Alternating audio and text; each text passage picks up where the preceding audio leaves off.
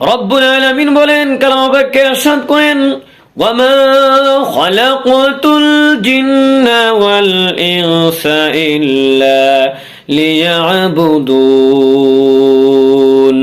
দুনিয়ার মানুষ, আমি জিন এবং ইনসানকে সৃষ্টি করেছি একমাত্র কেবলমাত্র আমি রব্বুল আলামিনের ইবাদত করার জন্য।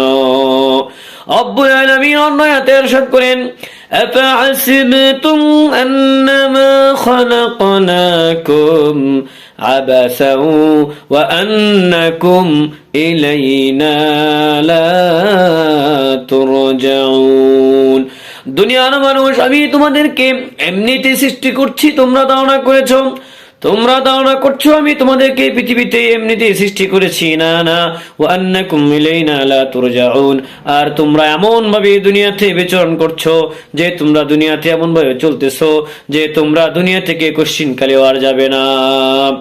রব্বুল আলামিন তোমাদের সঠিক পথের দিশার জন্য কালামা পাকে ইরশাদ করে বলেছেন, ওয়ামা আরসালনাকা ইল্লা রাহমাতাল লিল আলামিন।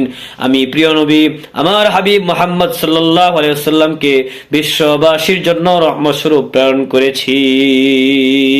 বলেন না সুবহানাল্লাহ।